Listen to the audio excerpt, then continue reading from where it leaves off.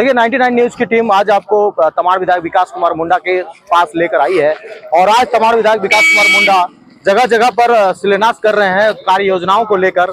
हम भी उनके साथ जुड़ते हैं, बात करेंगे कि क्या कुछ है। हालांकि हम आपको ये जानकारी दें, जिस प्रकार से कैबिनेट के द्वारा अधिवक्ताओं को 65 वर्ष उम्र के बाद एक पेंशन योजना लागू की गई है, उसके विषय में भी बात करेंगे हम। तो आइए विधायक जी से जुड़ते हैं और बात करते हैं। तभी तमाड़ विधायक विकास कुमार मुंडा जी हैं, हम सीधे जुड़ते हैं। सर, आज का जो कार्यक्रम था किस तरह से था, क्या कुछ कहेंगे? हमारे विधानसभा क्षेत्र के बुंडू प्रखंड के 3 योजना, जिसमें 2 सड़क की और एक स्कूल के 2 कमरों का भवन का निर्माण था और तीनों बहुत ही आवश्यक कार्य था, क्योंकि बहुत दिनों से लोग इंतजार कर रहे थे कि खासकर सड़क को लेकर के हम कहेंगे दोनों गांव जिस जुजुदा में जिस सड़क का हम लोगों ने शिलान्यास का काम किया, वो बहुत दिनों से सड़क का निर्माण कार्य बचा हुआ था। हम लोग भी प्रयास कर रहे थे। तो पिछले हम लोग सरूल के वक्त जो गांव में हम गए थे, तो गाँव वालों ने भी अपनी मांग रखा था कि हम लोग की सड़क बहुत आवश्यक है, उसको बना दीजिए। हम भी कह के गए थे कि निश्चित रहिए, जैसे आचार संहिता खत्म हो जाता है उसका निर्माण कार्य हम लोग करा देंगे। विधायक जी, झारखंड सरकार एक ऐतिहासिक फैसला ली है, अधिवक्ताओं को पेंशन योजना लागू की है, क्या कहेंगे इस विषय में? नहीं, बहुत स्वागत योग्य है, क्योंकि भारत देश में मुझे नहीं लगता है कि और कहीं इस तरह की व्यवस्था शुरू की गई है। और साथ साथ में पेंशन के साथ साथ में आपको मेडिक्लेम का भी लाभ अब सरकार के इस योजना के तहत मिलेगा। स्वागत योग्य है, क्योंकि अब देखिए कि हमारे राज्य में जितने भी इस प्रोफेशन में काम करने वाले जो भी हैं, उनको सीधे तरीके से लाभ भी मिलेगा। ओवरऑल पूरे जितने भी एडवोकेट्स हैं हमारे झारखंड में, जो कई परिस्थितियों में हमको लगता है कि काम करना पड़ता है, और उनको मेडिक्लेम की भी सुविधा मिले, तो निश्चित रूप से स्वागत होगा। इसका लाभ निश्चित तौर से उनको बहुत अच्छे तरीके से मिलने जा रहा है। फ्रेशर युवा एडवोकेट हैं, उन्हें भी जो स्टाइपेंड में जो है बढ़ोतरी हुई है, तो निश्चित तौर से ये आवश्यक है। आप देखिए कि कोर्ट में हमको लगता है कि जितने भी जूनियर वकील या फिर जो स्टार्ट कर रहे हैं अपने वकालत की, उनको देखिए कई परेशानियों का सामना करना पड़ता है।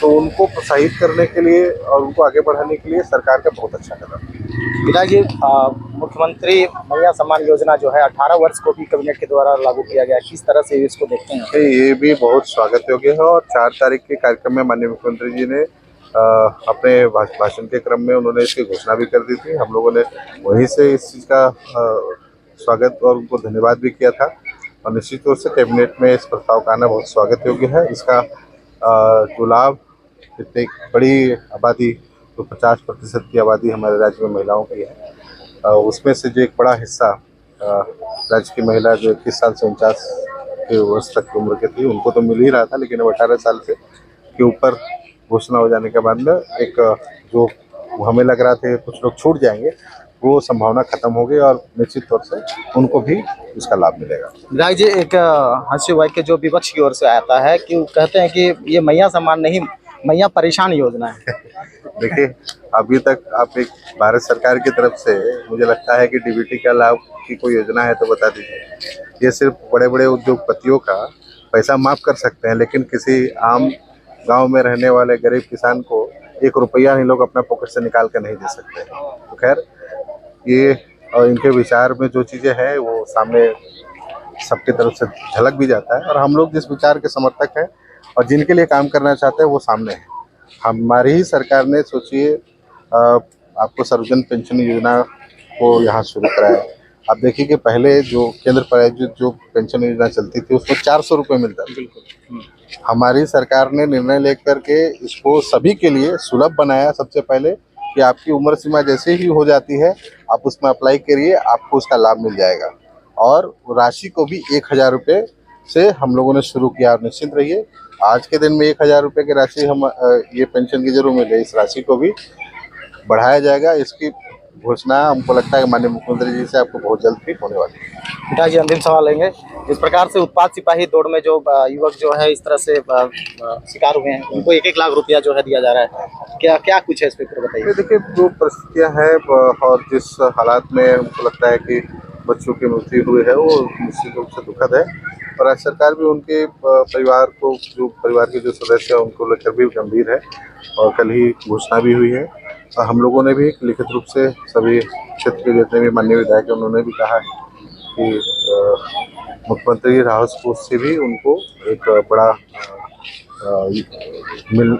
क्या बोलते हैं, एक अमाउंट मिलना चाहिए। और सिर्फ अमाउंट ही नहीं मिलना चाहिए, ताकि उनके परिवार में जो सदस्य जो अभी है उनको भी किस तरीके से हम लोग मुख्य धारा में, और चूंकि अब दुख की घड़ी में कैसे उनकी सहायता हम लोग कर सकते हैं ज़्यादा से ज़्यादा, उसके प्रति हम लोगों ने सरकार के समक्ष अपनी बात नामकुम आप भी गए थे, जो एक युवा था, क्या कुछ सांत्वना वगैरह दिया गया, क्या नहीं, कुछ कहा निश्चित गया? तौर से हम तो सरकार के प्रतिनिधि बन के गए थे। माननीय मुख्यमंत्री जी का आदेश हुआ था कि जाकर के उनके परिवार से मिले, और चूंकि दुख की घड़ी में किसी के यहाँ नहीं जाइएगा तो कब जाइएगा, तो परिवार से हम लोग मिले, और उनकी तरफ से जो बातें थी उसको भी माननीय मुख्यमंत्री जी के पास हम लोगों ने पहुंचा दिया है। हमने कहा, और मुख्यमंत्री जी ने कहा है कि बहुत जल्द उनके सभी बातों को, उनका जो मांग पत्र था उसको हम लोगों ने माननीय मुख्यमंत्री जी को भी दे दिया है, और उनका है जल्द सभी चीज़ों पर निर्णय करके हम सभी परिवारों को राहत पहुँचाने का काम करेंगे। पिताजी एक अंतिम सवाल लेंगे कि जिस प्रकार से तमाड़ विधानसभा क्षेत्र में दो ऐसी सड़कें हैं जो सबसे ज्यादा जो है विवादित में रही है और सबसे ज्यादा हाईलाइटेड रही है,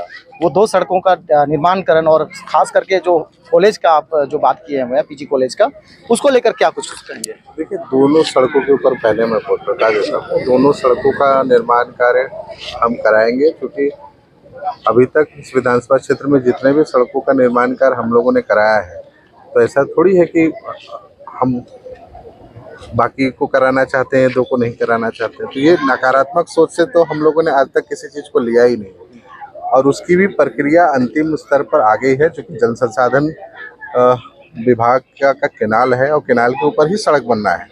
तो जब तक उनके अनापत्ति प्रमाण पत्र नहीं मिल जाता है, तब तक उसमें कोई निर्माण कार्य नहीं हो सकता है। तो उसकी प्रक्रिया भी फाइनल स्टेज तक आप निश्चिंत रहिए कि बहुत जल्द उसका शिलान्यास भी हम लोग करेंगे, और उसका निर्माण कार्य शुरू भी कराएंगे, तो काम भी शुरू होगा। बहुत लोग बोलते हैं ना, ऐसे भी देखिए हम लोगों का तो इतिहास रहा है कि जिन योजना का हम लोगों ने शिलान्यास किया उसको पूरा भी कराया है।